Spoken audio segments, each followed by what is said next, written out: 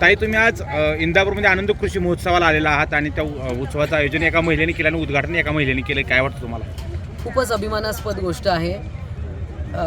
सीमाताई कल्याणकर आणि त्यांची सगळी टीम जे इकडे उपस्थित आहे, गीताताई आहेत, आमचे जिल्हा प्रमुख आहेत सुरेंद्रजी, आणि या सगळ्यांनीच अतिशय मेहनत करून, खास करून महिलांनी एक कृषी प्रदर्शन भरवावं. म्हणजे महिला शेतीची कामं तर करतच आली आहे, अनादिकालापासून करतायत.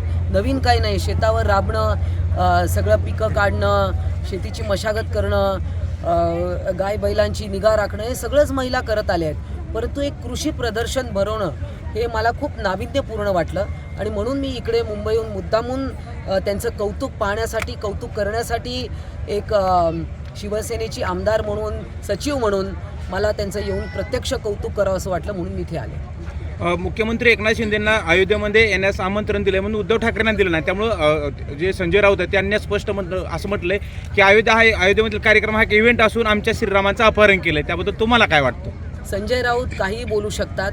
त्यांच्या प्रत्येक गोष्टीला खरं तर उत्तर देण्याची पण गरज नाही आहे. परंतु रोज उठून काहीतरी वाचाळवीर त्यांच्याकडे आता ते झालेले आहेत सगळे, आणि प्रत्येक गोष्टी म्हणजे उद्या ते देवाची आरती करतोय तर याला पण इव्हेंट म्हणायचा का?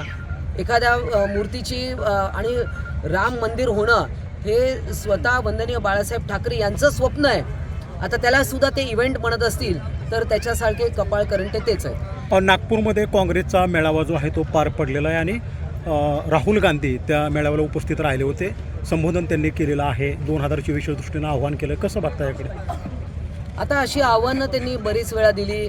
2017 पासून आपण पाहिलं तर गुजरातमध्ये देखील त्यांची तिकडे 2017 पासून आपण राहुल गांधींच्याकडे पाहिलं तर खऱ्या अर्थाने काँग्रेसला लागली ती पनवतीच आहे राहुल गांधी म्हणजे.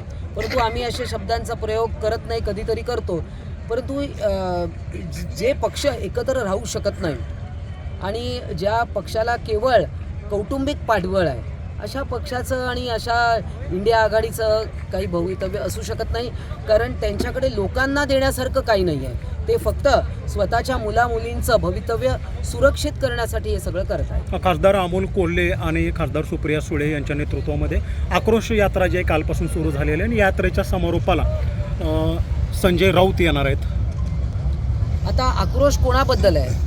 स्वतःचा आक्रोश आणि आत्मक्लेश त्यांनी करून घ्यावा, एवढंच मी त्यांना सांगू. आज राज ठाकरे आणि एकनाथ शिंदे साहेबांची भेट झाली, परंतु ह्या वर्षातील ती 12वी भेट आहे आणि ती आज झालेली आहे. काय बघताय सध्या शेवटी ह्या वर्षाच्या? राज ठाकरे विविध प्रश्न घेऊन माननीय मुख्यमंत्री एकनाथजी शिंदे यांच्याकडे येत असतात आणि त्यांना एकनाथजी शिंदे त्यांचे चांगले संबंध आहेत, सौहार्दपूर्ण संबंध आहेत.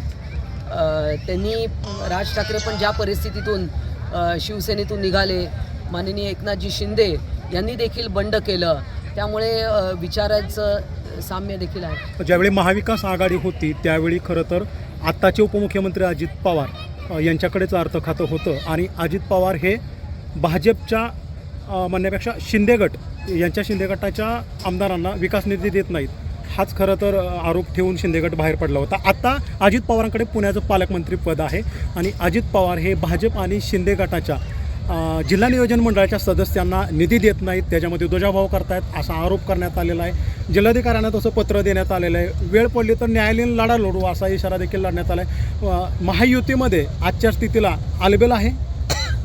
बघा, तिन्ही पक्षांमध्ये किंवा तिन्ही जे दिग्गज नेते आहेत त्याच्यामध्ये त्यांच्या तिघांमध्ये चांगला सुसंवाद आहे आणि पूर्वीच्या महाविकास आघाडीमध्ये निधीवरून जे काय झालं होतं तेव्हा मुख्यमंत्री वेगळे होते.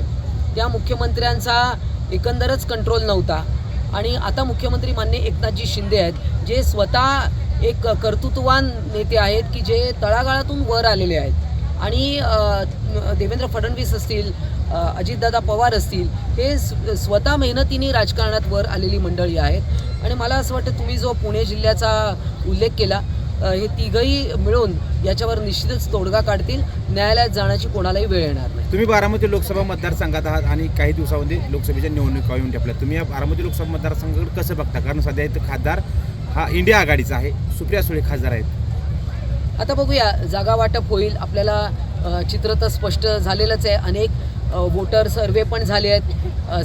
सी वोटर सर्वे झाला आहे, त्याच्यानंतर एका वृत्तवाहिनीचा पण सर्वे झालेला आहे आणि त्यामुळे येणारी लोकसभा ही माननीय पंतप्रधान नरेंद्र मोदीजी यांच्या नेतृत्वामध्येच लढली जाणार हे तर स्पष्ट आहे आणि बहुमत देखील आहे. त्यामुळे 350च्या वर जागा मिळवण्याचा मानस आहे.